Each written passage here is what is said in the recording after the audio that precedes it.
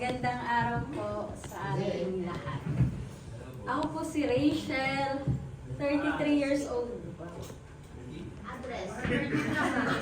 Taga, dun lang po. Noong 2023 po ako unang na-invite dito ni Ate Christina po. Pero noong 2023 po, hindi ko po paagad nakilala ang ating Panginoong Jesus. Actually, last year ko lang po siya tuloy ang kilala. Hindi lang po kilala lang bilang Diyos. Pero nakilala ko po siya na nagpasakop na po ako sa Kanya. At sinurrender ko po lahat, sinuko po sa Kanyang buhay ko at tinanggap ko po ang ating Panginoong Jesus bilang aking tagapagligtas. Pero bago po yon, syempre po, siguro po may lalarawan ko sa isang word ang aking buhay. Dati, ito ay isang madilim. Madilim kasi dati po, punong-puno po ako ng depression and anxiety. Nagsimula po to nung pinanganak ko po ang aking anak na si Miyavi. Ngayon po 6 years old na siya. Pakalat-kalat po siya dyan. Doon po nag-start yun kasi po bago po lahat sa akin lalo na po dito sa Japan. Kami lang po ng asawa ko yung magsama at anak ko. Wala po akong kaibigan dito nung sa Japan po. Kasi po hindi po ako nag-work, full-time mom po ako at hindi po ako lumalabas ng bahay kasi nga po madilim nga po, gusto kong dilim. Ayoko po ng liwanag. Dilim po kasi punong-puno po ng negativity yung puso ko, yung isip, yung buhay ko noon. At nakadagdag po sa anxiety ko yung nagka-speech delay po si Miyabi. 4 years old na po siya, hindi pa po siya nagsasalita. Hindi niya po masabi yung salitang mama na eager po akong marinig kasi po bilang isang first time mom. So syempre po pag speech delay iniisip ko po baka may autism. Paano na lang siya paglaki niya? Nag-overthink na po. Talaga po lahat po ng negative ay inisip ko na.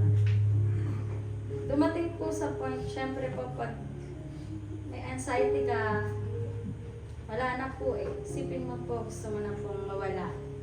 Kasi po parang nawalan po ng purpose ang buhay ko. Kasi po, wala pag sa tao or bagay mo, ikaw kumuha ng purpose, mapapagod ka po, madedrain ka po. So, hindi po ako makatulog noon. Halos araw-araw po, umiinom po ako ng alak noon. Lasing ka po ako noon. Pero noon po yan, hindi po alam. Ginagawa ko lang pong chaser yung beer. Tapos, ni Honshu po, yung ininom po. Pampatulog po. Kasi pa parang doon ako nakakuha ng konting peace pag nakakatulog po. At inaamin ko po, nakalimutan ko po ang Diyos. Hindi po ako namabit sa Kanya, hindi po ako nanalangin. Kasi pakiramdam ko po mag-isa ako. Tapos, nanalig lang po ako sa sarili ko. Parang feeling ko po kaya ko, pero hindi po pala. So, noon po yun. Pero ngayon, na nandito na po ako, tinanggap ko po ang Panginoong Jesus. Talagang sinurrender ko po sa Kanya lahat. 100%. Mapakasarap po ng feeling. Kasi po, ikaroon po ng kapayapaan yung puso ko, na hindi ko po natagpuan sa alak. Hindi mo matatagpuan sa mundo. Kundi sa Panginoong Diyos lamang po ito. Matatagpuan po. At alam niyo po, yung anak ko po, madaldal na po ngayon. Talagang ang laki po na improvement kaya. Salamat po sa Lord. At nagpapasalamat din po ako sa simbahan na ito.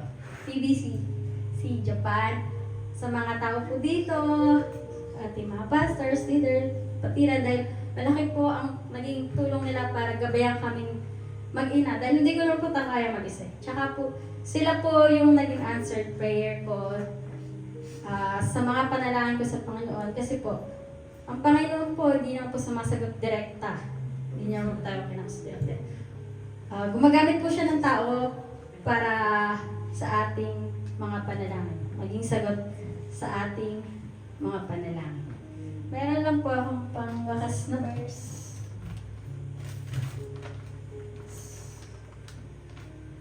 Sabi po sa John chapter 8, verse 12, "Ako ang ilaw ng sanlibutan. Ang sumusunod sa akin ay hindi lalakad sa kadiliman, kundi magkakaroon ng ilaw ng buhay." Ito ba ay sinabi ni Jesus? Tunay po ito sa aking buhay na dating madilim, pero ngayon po ay lumalakad na po sa liwanag kasama ang ating Panginoong Kristo. Lahat ng papuri ay sa ating Panginoon.